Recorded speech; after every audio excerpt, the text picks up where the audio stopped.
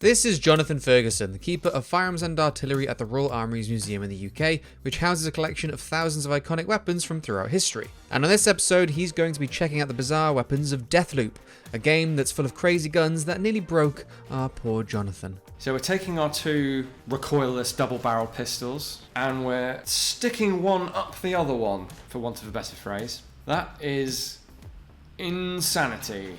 If there are any other games, guns, and mechanics that you guys want to see Jonathan break down, let us know in the comment section below.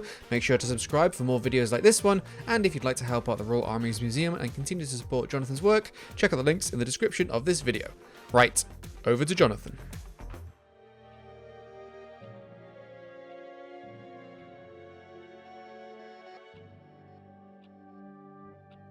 This thing is nuts. I haven't really got a frame of reference for it, except for this.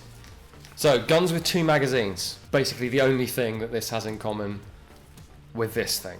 The reason I've grabbed it is it has this very funky dual magazine. Effectively two magazines welded together, but it duplicates the functionality of this gun in that it has two positions. So you'd fire the first magazine, then you'd press up on this catch here, which realistically means moving your finger of your firing hand to this position. You then push the whole arrangement across, and then you fire your second magazine. So, enough of the real world. Let's look at this thing.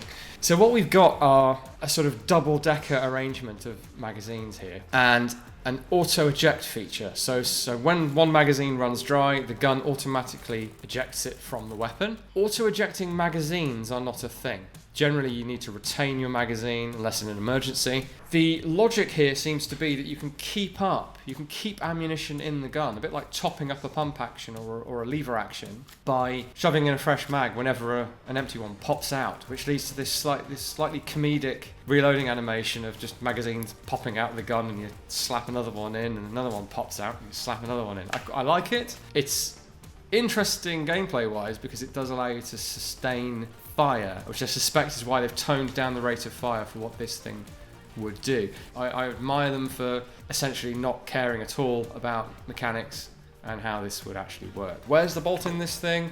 How is ammunition from the bottom magazine being fed at all? Nobody knows, and I imagine I'm about the only person who cares as well.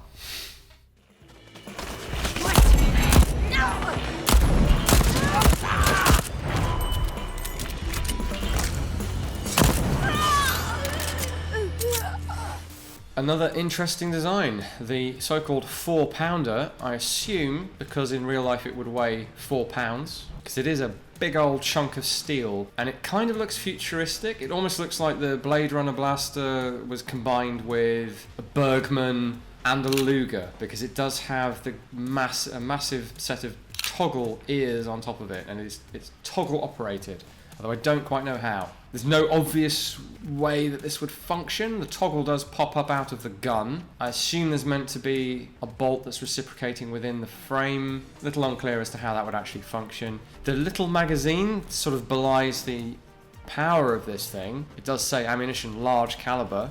The magazine housing looks relatively small. I don't know if they've worked out their space and dimensions there.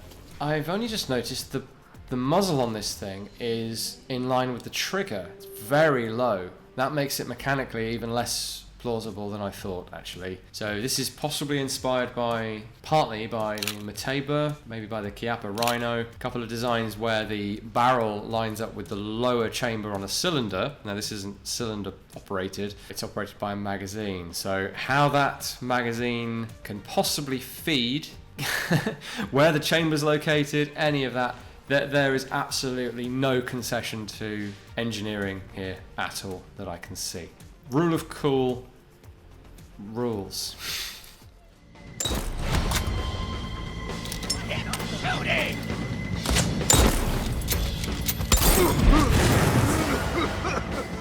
This game is blowing my tiny little mind. So what's on the face of it? A conventional looking lever action shotgun, I probably would have guessed. But it also fires canisters of goo with a very audible breaking glass sound effect that you can somehow hear over the report of the firearm.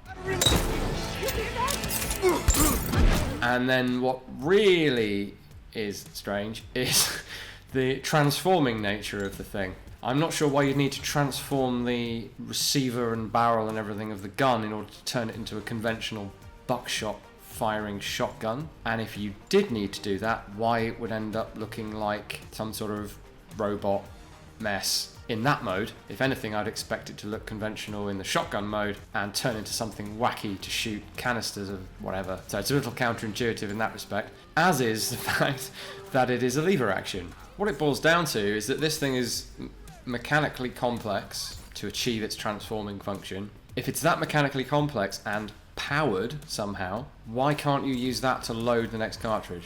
Why would you need an external lever? And it comes down to because it looks cool and because we want to do the Terminator 2 / John Wayne 1887 shotgun flip, which to the credit of the game is in there. You can't have a flamboyant lever action gun like this and not do the spin cocking. So I wholly approve of that, but this is an extremely confusing design from anything other than an artistic standpoint. Light infantry machine pistol. Why do I know this? Oh, okay. Okay, for the sake of my sanity, I'm very glad that we've moved to something relatable, I suppose would be the word to use. So this thing is clearly a take on the VZ61 Scorpion machine pistol / submachine gun, or in this case, the one I've just grabbed just to remind you what a Scorpion looks like is actually a very rare prototype semi-automatic version. So the idea here was you would have a specific variant of the normally fully automatic Scorpion that was self-loading only for use as more of a sidearm. Now, having said that, apart from the wire stock and the general configuration, this thing is actually quite different. They've gone back to the drawing board, literally, and they've come up with this quite intriguing curved look to the thing. It's got, well, a number of departures from the Scorpion. So whereas the Scorpion's got these two little button cocking ears on here, this thing has a sort of AK style cocking handle. Definite attention to detail here. We see where we're going akimbo, the player actually reaches under to cock the cocking handle that he can't access with his firing hand because he's using both of them. So we may not be adhering to real world firearms here in any way, but we are adhering to how things, biomechanics essentially, how the human body relates to machinery.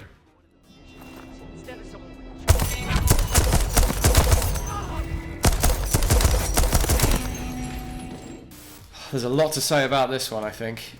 My first impression was maybe a MG 0815 First World War German machine gun with sort of aircraft cooling, like turning the water jacket into not a water jacket by cutting lots of holes in it, which is what they did for aircraft Maxim gun use. But actually this is a multi-barreled gun with like a heat shield around the cluster of rotating barrels, but a very slow rate of fire for a multi-barreled gun. And one of the advantages of a multi-barreled gun is a high rate of fire and cooling that allows you to maintain that high rate of fire. Not so here though, because the way the mechanism works, however it works in detail, because I can't tell you, there would only be one bolt here because there's not a rotating, the barrel cluster does not rotate with its own cluster of bolts like a Gatling gun, a minigun, Vulcan. So this is kind of pointlessly multi-barreled, which would add weight and not much else. The sights are really strange. We've got a very large rear aperture,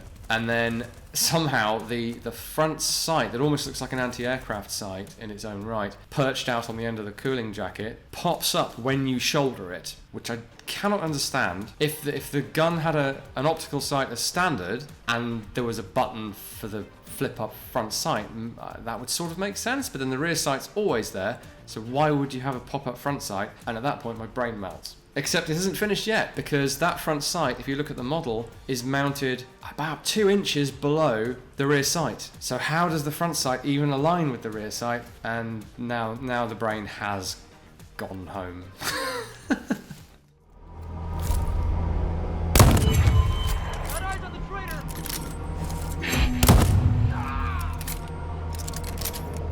Another very interesting design. I can best compare this to a break-open hunting rifle of the late 19th or early 20th century, in keeping with what increasingly seems almost a sort of alternate Cold War era. So we don't have much in the way of accessories or iron sights, but we do have quite streamlined looking high-tech firearms. It almost looks like an air rifle in its aesthetic, but then in the actual use of the thing, it's got that authoritative sound and operation, much more like its probable inspiration, the big game rifle. It's got a thumb brake lever on the top, which is, again, a feature of a sporting rifle. For some reason, it operates the opposite way. A break open gun for a right-hander, the lever operates to the right.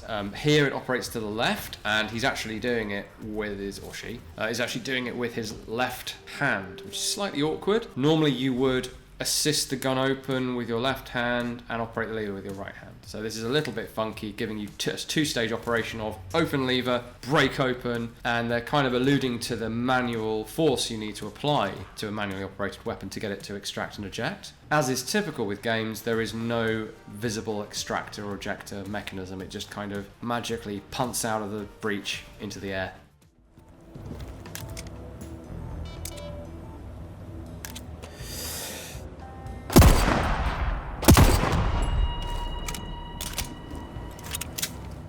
This is a good example of what I think of as the decorative scope reticle. So we have a very SVD-esque range estimation bit in the corner. We've got windage, like graticule across the middle, and then we've got weird semicircular stuff at the top. It's a very busy looking scope, none of which is functional as far as I can tell in this game. It's just there to look snipery. This isn't a criticism, it's just an observation that we know that a scope should look busy and high-tech, and as though a lot of thought has to be put into the shot, but gameplay-wise we're not prepared to put that thought into it. We just want to make the heads go boom. The name's interesting. Sepulchra seems to be a play on Latin for burial, effectively. I don't know what Bretera means. It almost looks Portuguese, but I don't think it is. I'm guessing that's meant to be a brand name or something, or maybe the whole thing is a brand name. Don't know. Very creative naming, along with all the other creative decisions taken in this game. Useful for redecorating. Or silent headshots with pneumatic prejudice. Yeah. We have ourselves a nail gun. Like, even the character here is suggesting that it's a repurposed decorating tool. It does have a form of iron sights on it.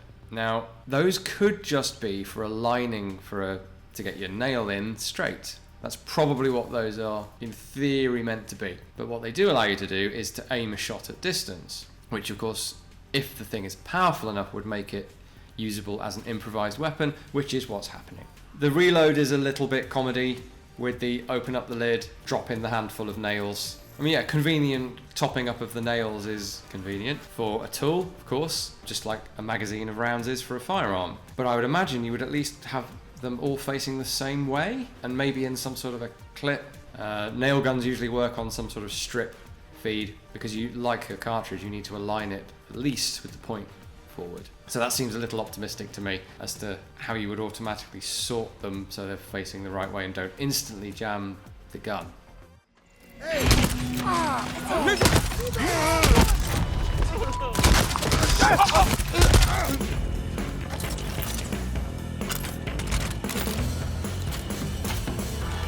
Alright, this one has pretty much broken me, I'll be honest, guys. Again, we've got two magazines. This time we've got two barrels, so it could work, but there are no holes in the magazines from whence the cartridges might emerge in order to feed into the chamber. So I can only conclude that this thing feeds through sheer force of will, because there's no room in the receiver for them to come out of the bottom of the magazines. It's a shotgun of some kind. Turret/pan drum mags for a shotgun seems like a bad idea, even if there was a way to get them to come out of the drum. Yeah, there's zero concerns were given during the design of these firearms in terms of realism.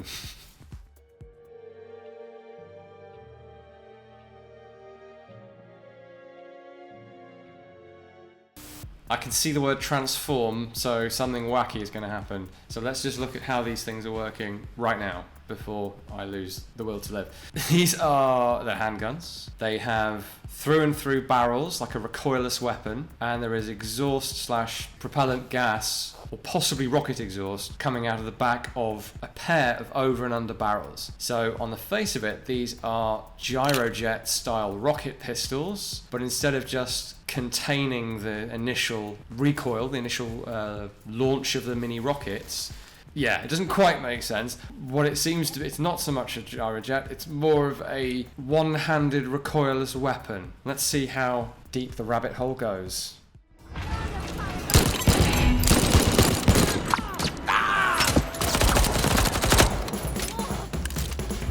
And the answer is pretty damn deep. That is insanity. So we're taking our two recoilless double-barreled pistols and we're sticking one up the other one, for want of a better phrase. They are then converting themselves and firing a string of shots. So effectively a pistol becomes, as it said in the menu actually, now that I recall, converting from pistol to submachine gun. I kind of thought each one would convert rather than like Voltron style, combining them together.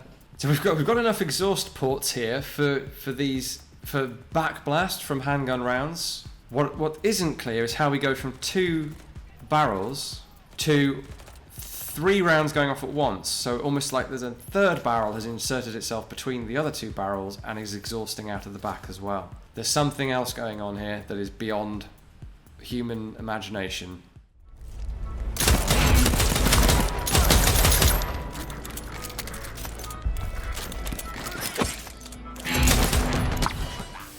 I'm almost speechless on this one, not because it's super wacky or anything. I mean, you could design a pistol that looked like that and functioned. You look at the Whitney Wolverine, for example, for a sort of 30s Flash Gordon take on this kind of layout. There's a hint of the Luger of the P38 about it, but I don't think it's based on anything. I think they've come up with an original design. Some sort of self-loading mechanism goes punting out the back when you shoot it, but as is becoming a bit of a theme, I can't really see how it would work, although I think you could make it work. It's conventional as far as this game goes.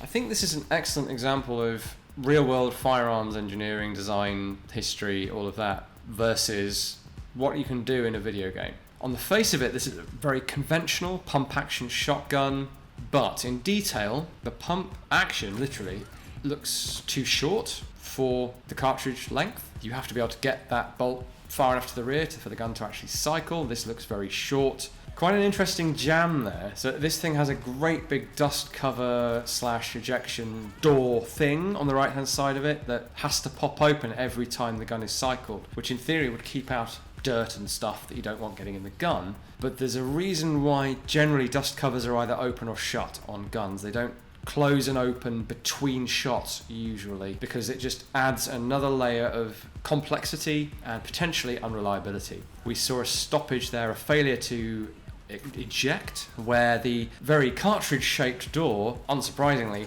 retained the cartridge case on its way out the gun. And if you were to try and make this gun for real, that's one of the many issues that I think you would encounter. Now, rather than use a hand to open that door and assist the cartridge case out, as we would expect with a real stoppage, the player, in the true spirit of this game, simply slaps it on the opposite side until the door opens enough for the case to come flying out. Not the most practical way to clear a stoppage, but it fits somehow.